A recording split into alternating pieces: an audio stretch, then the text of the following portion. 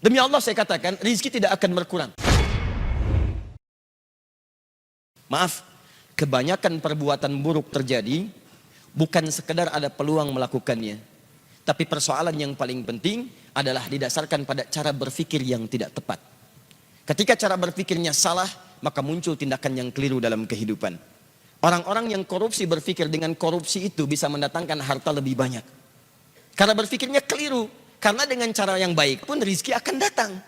Jadi kalau Anda bisa meraih rizki dengan cara yang baik, kenapa Anda memilih yang haram? Karena rizki itu sudah diatur, nggak akan tertukar.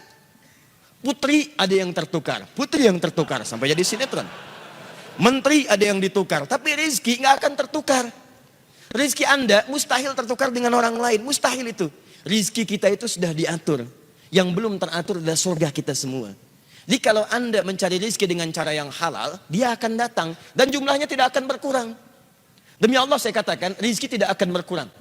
Sifatnya diberikan sesuai dengan pas kebutuhan kita, sesuai dengan maslahat kehidupan kita. Misal, si fulan rizkinya 1 miliar, yang satu 1 triliun. Lihat sini, baik yang ini ataupun yang ini, ketika Allah berikan, itu bukan ingin menunjukkan si fulan sedikit, yang lain banyak, bukan. Tapi untuk menjelaskan kepada hambanya, walladzi qaddara fahada. Allah yang telah menetapkan semua ukuran kehidupan, yang dengan itu memberi petunjuk kepada hambanya, itu yang paling maslahat yang bisa ia gunakan. Yang ini diberikan 1 miliar, karena dengan satu bekal 1 miliar ini, itulah peluang dia lebih dekat kepada Allah subhanahu wa ta'ala. Karena dia diberikan kelebihan yang lain untuk mendekat kepada Allah, lebih dibandingkan dengan harta benda. Ada yang diberikan tenaga, memang cuma 1 miliar, sebulan didapatkannya 1 juta, kadang 500 ribu, kadang-kadang meningkat 10 juta, dia merasakan dari sisi yang tidak terduga, tapi tenaganya banyak untuk bangun tahajud, dia bisa mengalahkan nonton bola, dia bisa mengalahkan hal-hal yang lain, dia hindari begadang, dipakai tahajud, orang datang ke masjid saat adzan, ternyata yang adzan dia. Yang ini beda. Tenaganya belum terarah untuk bisa memaksimalkan tahajud.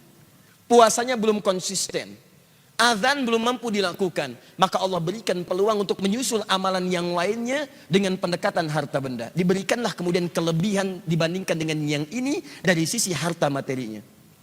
Apa motivasinya? Bukan untuk menegaskan status sebagai orang kaya. Kalla. Bukan itu maksudnya.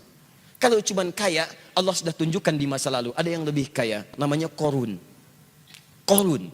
Saking kayanya, sampai sekarang melewati masanya, itu masih diburu peninggalan hartanya. Akhi mau kemana? Samudra Hindia. Ngapain? Cari harta Qorun.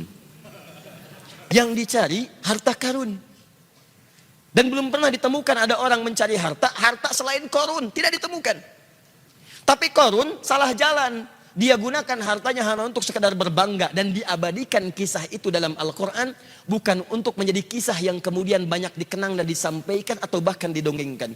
Allah ingin memberikan gambaran bahwa sudah pernah terjadi orang kaya sombong dan hasilnya mengecewakan. Quran surah ke-28 ayat 76 sampai dengan 77-nya. Inna Qaruna kana min qaumi Musa fabagha alaihim. Qarun itu hidup di zamannya Musa. Maka dia sombong dengan anugerah Allah. Bagha ala itu sombong dengan harta. Kalau togho itu sombong dengan kedudukan. Makanya ketika Fir'aun sombong disebut togho. Idhab ila Fir'auna innahu togho. Bukan bagha. Tapi Qarun disebut bagha. Inna Qaruna kana min qaumi Musa fabagha alaihim. Dalam bahasa Arab, kalau orang disematkan kalimat bagha pada dirinya, itu artinya sombong dalam hal status terkait dengan harta benda, hartawan. Kalau tagha, itu sombong dengan kedudukan. Alhamdulillah. Uniknya, dua-duanya hidup di masa yang sama. Penguasa zalim berpartner dengan pengusaha gelap. Jadi. Dan hikmahnya selalu begitu.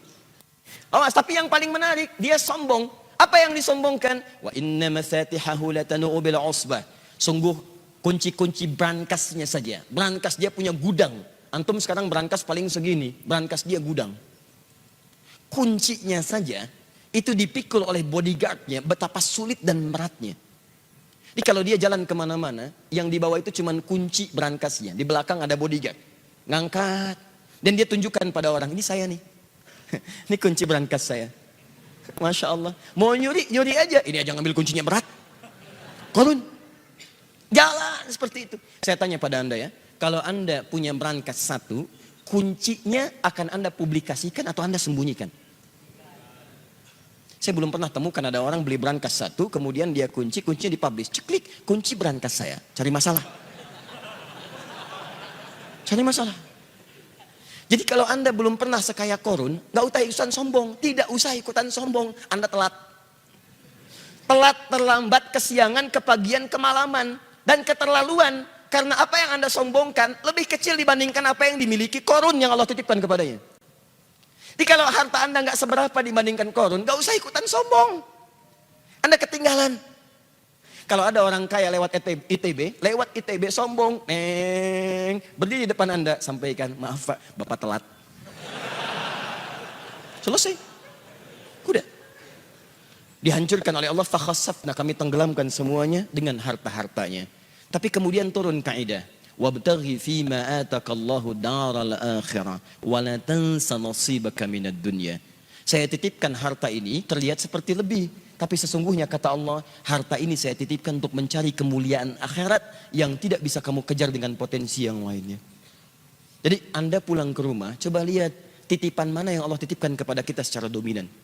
Ada yang kedudukan, pakai kedudukan itu untuk beramal. Sebelum itu ditukar.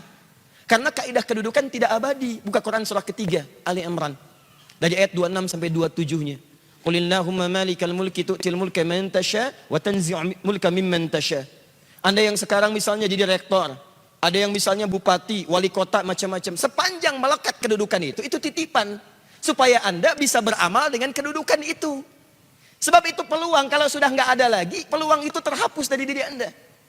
Mumpung Anda misalnya direktor nih, misal buat sebuah misalnya ketetapan, tanda tangan bagi mahasiswa, para dosen. Ya, ketika masuk waktu sholat diutamakan bagi siswa yang muslim, dosennya misalnya, ayo maksimalkan sholat berjamaah di masjid. Anda tuliskan, bubuhkan tanda tangan. Begitu ada orang-orang yang ke masjid karena melihat surat dengan tanda tangan Anda, setiap orang yang ke masjid Anda mendapatkan bagian pahalanya. Dan saya katakan kepada Anda, orang ke masjid itu bukan cuma sholat. Datang. Dia berdoa. Sholat 2 rakaat ada pahalanya. Duduk i'tikaf ada pahalanya. Baca Al-Quran setiap hurufnya ada pahalanya. Dan ketika dia berangkat karena tanda tangan Anda, karena informasi dari Anda, maka berapa pahala yang Anda dapatkan dalam kehidupan di muka bumi. Jabatan selesai. Begitu selesai, Anda pensiun, selesai. Tapi ada yang abadi yang ketika Anda bawa ke hadapan Allah, itu yang Anda banggakan di hadapan Allah Subhanahu wa ta'ala. Maka teman-teman sekalian, kembali ke sini, segala yang Allah titipkan, hakikatnya untuk mendekatkan diri kita dengan Allah Subhanahu wa ta'ala. Dalam konteks ini, kita diminta oleh Al-Quran untuk saling membantu dalam kebaikan dan menghindarkan sifat iri hati yang membuat kita sulit untuk menjalin ukhuwah terbaik dengan sesama kita.